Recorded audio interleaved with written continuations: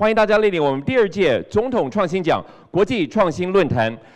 新创时代改变未来，遇见创时代的力量。一位成功的企业家曾经说过，这个名言相信大家都曾经听过，就是说，创新这是决定成为领导者或是跟随者的一个关键。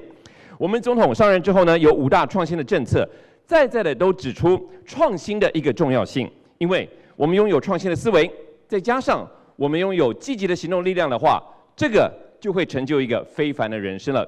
我们今天的讲者呢，包含了 Mr. Boyan Slat， 他曾经说过要 think big。He says we have to all think big， 因为我们不要害怕去冒险。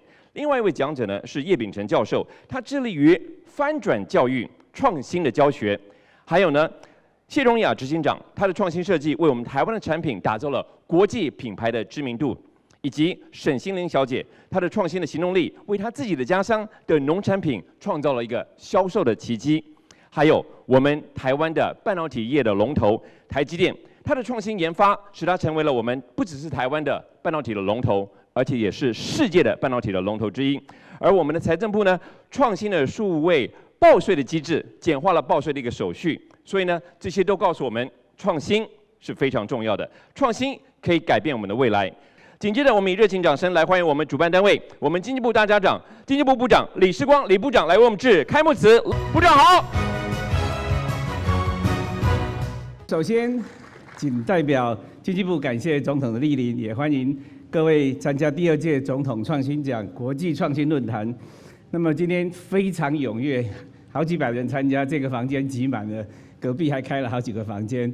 表示这个论坛非常受到大家的重视，产业经济的繁荣是国家富强的关键因素，创新经济是每一个国家政府大力推动的创新，那创新更是企业呢在未来能不能生存的重要关键。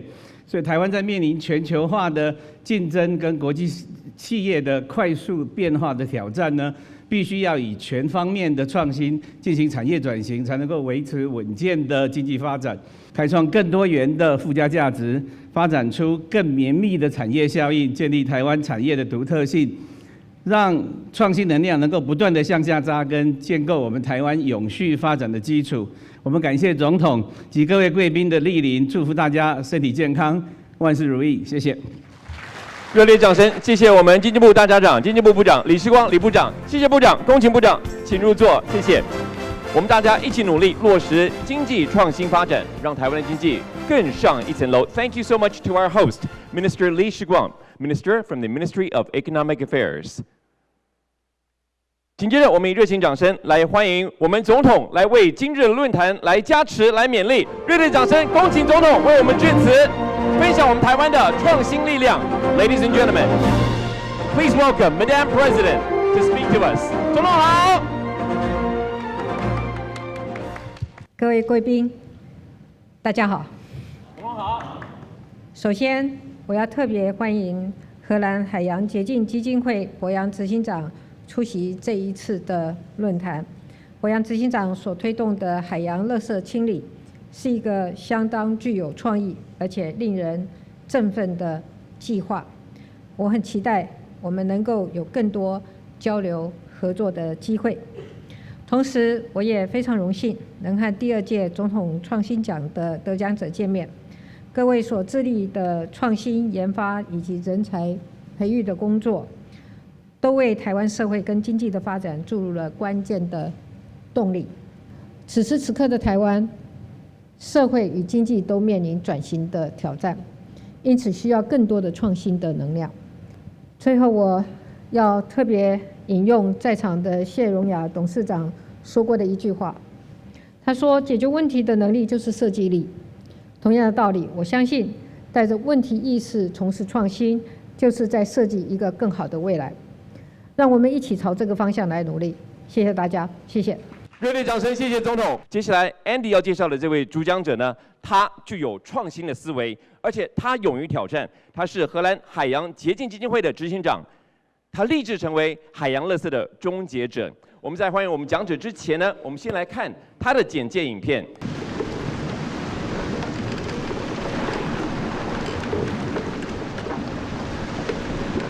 And now it has never been done before. He wants to build the largest floating barrier ever deployed.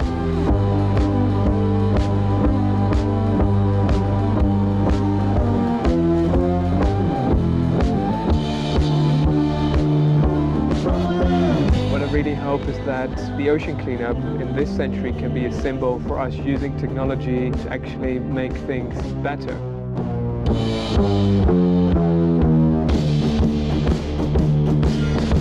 People of age 18 to 20, we are at school, we're studying, we're dating, we're surfing the internet, we're on social media, Facebook, Twitter, this and all that. But you had something different in mind. How did you conjure up this idea, this grand project at the time? Wasn't very useful, so I was still looking for sort of a real problem to work on, a real problem to solve. And I found that when I was 16 years old, because then I was on family holiday in Greece, in Europe, and I was diving. It was actually the first time I went diving, and scuba diving. Yeah, scuba diving, and I was expecting to see all this beautiful stuff, right? What you also always see on those pictures. Sea turtles. Exactly. Fish. Yeah, and but it was kind of a disappointment because actually I came across more plastic bags than fish, actually. So so that was a shame. So I thought, well, why aren't we cleaning this up? Everyone told me it would be impossible to clean up because the ocean is way too big, too violent, the plastic is too dispersed, it's too deep. Basically, there were like 100 reasons why people told me through the internet why it couldn't be done. And then I thought, wow, that's interesting, let's find it out for myself. So I then had to do a high school science project, actually, for like You're half a 16 year. At this time. Yeah, You're 16. Right. And I thought, well, this is an interesting topic. Why not use the time that I get now to research the problem more closely and understand why everyone told me it would be impossible. And I quickly realized that I never talked to the teacher anymore who I did that with. Maybe I should. I think she knows, though. But I'm sure she does. Yeah. Okay, so, now, high school project. high school project. Let's go on. Yeah, and then I was 17, turned 17, and started studying aerospace engineering at university. And I still had this idea in my head of, well, how could I clean the ocean? So while listening to all those lectures of these professors about forces and energy and stresses and that kind of stuff, I was already listening to it and thinking, well, how could I apply this knowledge that I have of cleaning the ocean to this idea that I have? So then I really couldn't stop thinking about it. I was slightly distracted. So then after half a year, I thought, well, I have this idea. It may work. I don't know whether it works, but considering the scale of the problem, I thought it would be important to at least try. So then I thought, well, let's give it a try. If it doesn't work, I can always continue studying again after half a year. So I dropped out of university and decided to... What? Yes. Oh my God. Yeah, so that was... Just for the project? Yes, after half a year of university, actually. So I've only done 6 months of that. What did your parents have to say? Well, they were actually...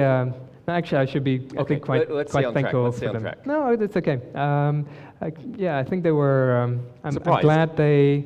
Well, at first they were surprised, but I think soon they got them along the lines of my reasoning. They understood why it wasn't such a big risk, and I thought, well, let's give it a try. And they gave me the space to do that. So I think I should be thankful for them. The only money that there was back then was like the 300 euros of pocket money that I saved up. Right. And I just used that for train tickets to visit like experts across the country, to talk with them, like understanding. Across the Netherlands? Yes. So it's not a very big country, actually. So it's... But it's very close to the ocean, right by the side. Yes. But I was able to do quite some train tickets with that 300 euros. So I did that, and then indeed I needed more money. And then at some point I actually sent an email to 400 companies asking for sponsorship. And I think only one replied, and that one said, "This is a silly idea, you shouldn't do this, you're crazy." So that wasn't very successful, I would say. That was mildly disappointing. And but you could also tell yourself that this proves that no one else is doing it. yes, I mean, in a way. I mean, in a way, it usually, I mean, I think if I would need to give a recommendation of, to people, like what sort of problem should you focus on? Well, I would pick one that people say is impossible, because then you for sure know that like 99.9% of the people, they just think, well, I believe it and I'll do something else. But really, I think if people say something is impossible, I think you're sort of on the right track, because yeah, you're doing something new. Yeah, but so that wasn't very successful, that first funding attempt. And then suddenly, I think it was 1 month later, and I was still looking there was still no people, no money.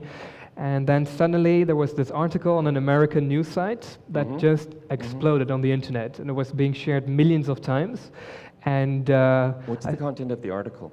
Well, it was just about the idea, because they read my website and the internet apparently liked it and was sharing this millions of times. They shared your idea on the internet. Right. And then at that point, that week, I received about 1,500 emails per day in my personal mailbox. There was still this link on the website to my personal emails. So that wasn't a very good idea, yeah, so there was a lot of emails. And I think half of them said, hey, we have some time, we want to help, can we work with you? And the other half said, well, hey, you should do a crowdfunding campaign. So that's what we then did, and a fundraising campaign. Yeah, so that's like through the internet. We set up this website, and people can sort of donate, and we quickly raised like this. So the second crowdfunding campaign that we did raised $2.2 million. That allowed us then to get started. How long did it take? 2.2 million. I think 60 days. 2 months. Yeah.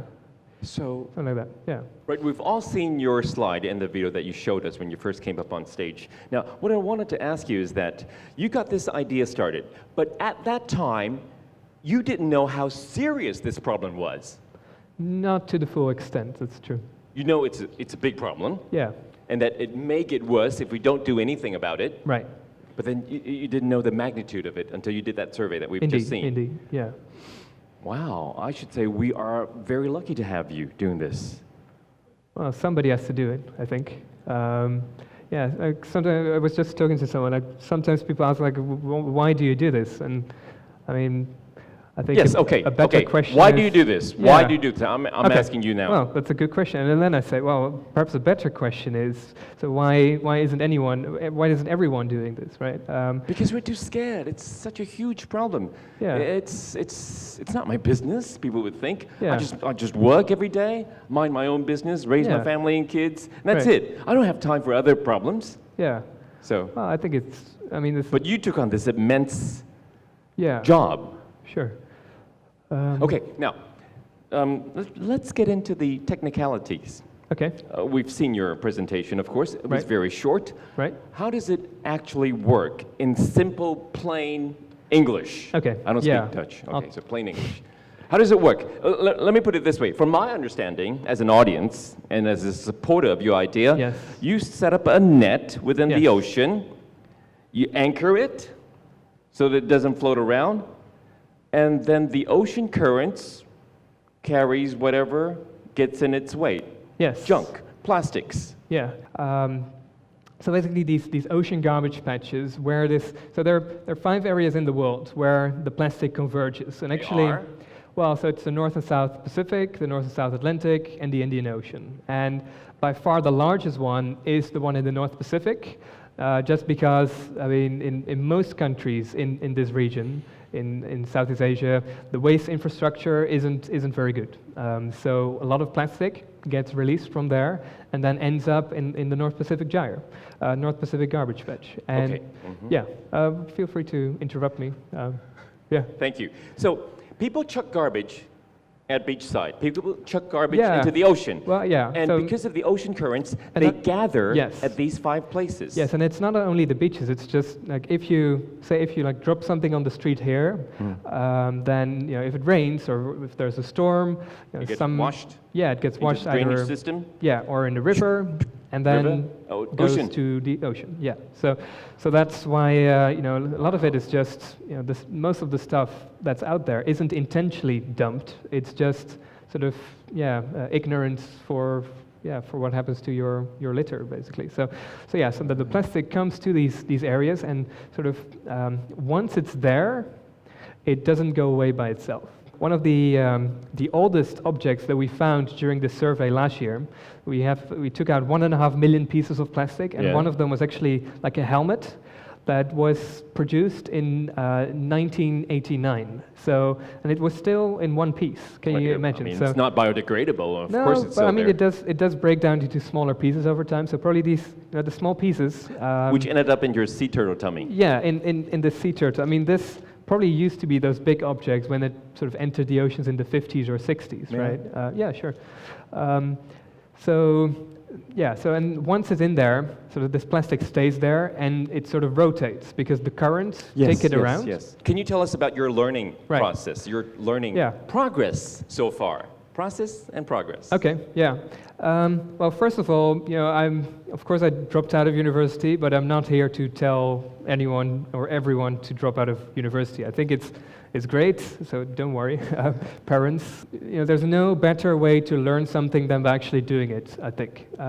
So, you know, especially at the beginning, when I look back at a few years ago, you know, I really didn't know what I was doing. And the way I sort of approached it was sort of a very evolutionary approach. So, what do I mean by that? Well, I mean that I just tried many different things, and sort of, you know, for example, let it evolve. Yeah, let it evolve. For example, the funding example, I didn't know how to get funding, so I just tried something. Something didn't work, tried something else, didn't work either, and then eventually found a path that did work, and then continued on that path. And then, you know, for the next problem, tried many different things again, found what worked, what didn't work, and sort of along the way, step by step, you sort of eventually find sort of the path that at least has gotten us to this point, and hopefully also to where we want to be eventually with cleaning the ocean. If our project fails, and I hope it doesn't, and I think it will succeed, but if it does, you know, what's the worst thing that had happened? I mean, then a lot of people just know about the problem, and that's still a positive outcome, I think. So, so I think we need to sort of really look for the things that, of course, they are risky, of course, things won't work, but if they work, they will really change the world. So that's part one, and then part two, sort of how we think we could help Taiwan with this problem. Well, of course, there is, you know, plastic in the ocean everywhere, including here in these waters, and I've been told that every time there is sort of a typhoon or a big storm, a lot of this stuff washes up into the rivers here as well. Yes. So, of on course, the beach side. Yes, and then a lot of it washes on the coastline, right? Because actually only a small percentage ends up in the garbage patch. Most of it ends up on the coastline. You will find that out when you go scuba diving. He's going to go scuba diving in Taiwan. Yes, I look forward to that. Yes, so, and that's of course a problem. I mean, those are the beaches you want to spend your time on. For fishing, it's a problem. So right now we're really focused on cleaning up this garbage patch between Hawaii and California. But what we also want to do in the future is develop spin-off systems to also intercept plastic in rivers before it reaches the oceans. My summary of your talk here today is, let us not be afraid of risks. Let us think big, aim high, and do a project that could change the world. You are changing the world. Thank you to Mr. Boyan Slot. Thank you so much.